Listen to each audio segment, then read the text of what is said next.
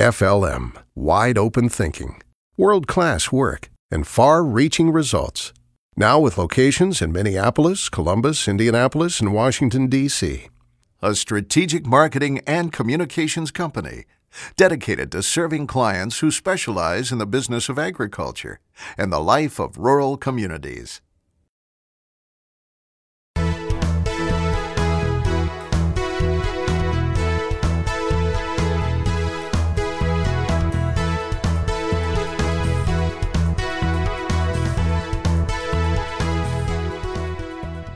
Mary Kay Thatcher with American Farm Bureau Federation. Thank you for joining us here on Agri-Pulse. You bet. Always a pleasure.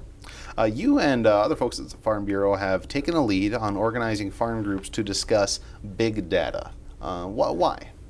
Well, you know, we had farmers that started contacting us last summer and saying, you know, I signed a contract with a certain company and I pretty much checked the box like you and I check it on an iPhone when we get a new app, and I didn't read it. I just said okay. And then when I had time to go back and really read what I had signed away, it gave me concern. So can Farm Bureau help me and get involved in trying to work with the companies to make this easier to understand and more workable for farmers? Okay, and you recently held a meeting in Kansas City to discuss some of those core big data issues. What were some of the key outcomes that came out of that meeting? Well, we had a great meeting of 7 agricultural groups and then 6 ag tech providers. There are probably about 60 companies that are doing some sort of big data initiative right now. So we had 6 of the more active ones, and we talked about principles and what kinds of things are of concern to farmers. Security, privacy, transparency, portability of my data. And we'll be meeting again in the very near future to talk about, is there a way for this group of 13 companies and ag groups to make some progress in coming up with principles that they all agree upon, and into trying to make things that are in contracts and written in very legal language more understandable and more usable to farmers and ranchers. And you mentioned that group. I mean, do they plan on continuing meeting on a regular basis? Because I imagine with something like this, it's something that a group like AFBF can go home and really make a lot of their own progress. But do you think it's important to keep meeting together to really establish the groundwork that everyone else has been accomplishing? It's going to be very important to try to keep agriculture and the ag tech providers talking and working together, because probably the thing that could best help us is if we could come up with some standardizations of how things go. How can the data be transported from company to company? What kind of privacy issues are important? And what we find is the more we talk to companies, the more they understand the farmer perspective, and the more we talk to them, the more we understand the company perspective. So I think there's the opportunity to make some really good progress. Not in resolving every issue, but certainly in resolving these issues in a way that then we hope to open it up to the other 50+ companies that are doing things and see if they're interested in coming in and talking to us too, so that before we get too far down the road in this big data scheme of things, we make some progress in standardizing what's happening. And you mentioned the companies that are working on big data, but also we're seeing some growers get together to manage their own data, either as part of their own cooperatives or in conjunction with some of these companies. What are the opportunities here to streamline data and make it easier to do things such as USDA acreage reporting?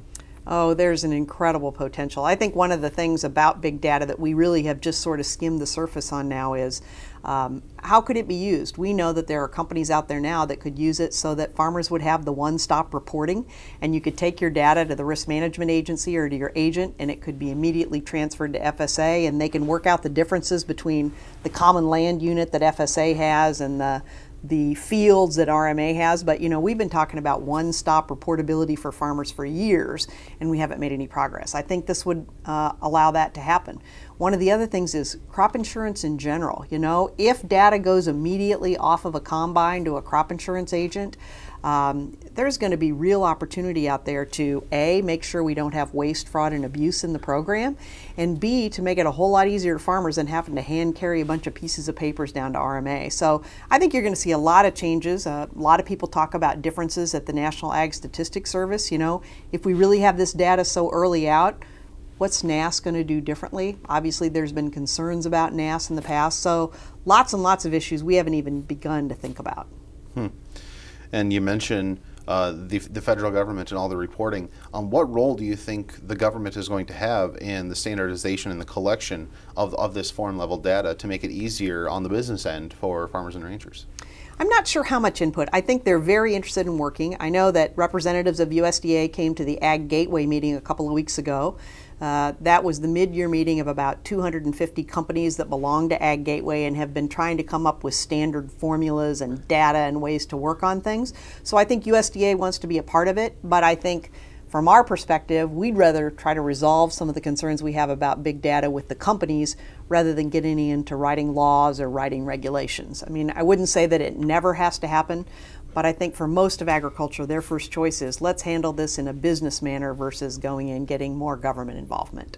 But do you think the government involvement is something that can maybe be either created or perfected down the road once the bridge between farmers and businesses have their data situation figured out? It's something that the federal government can be, federal or state governments can be using to make that reporting mechanism simpler? Well, certainly when you think about crop insurance, the government would have to have some input on that because they pay part of the premiums, it is part of their liability, et cetera. So certainly on something like that, they're going to have a say on how do I get the data? Is it mandated to be raw? Is there a way that I could manipulate the data as a farmer and mislead the government? They'll look at ways to make sure that doesn't happen.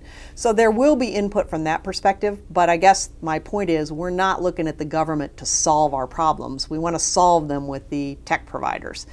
If they can be helpful in giving us examples of how this kind of thing works in other industries, be it the health industry or finance, et cetera, that's great. And we will seek their guidance, we already have, but the big oversight for us is to try to work out the deal with the companies. What advice do you have for producers who are looking at data agreements with their input suppliers and farm equipment dealers? I think the biggest thing I would say is that it's really easy when you read in a farm magazine or you hear a radio announcement about XYZ company says, here's our principles. We wouldn't sell your data, we wouldn't share it, we wouldn't use it for anything else.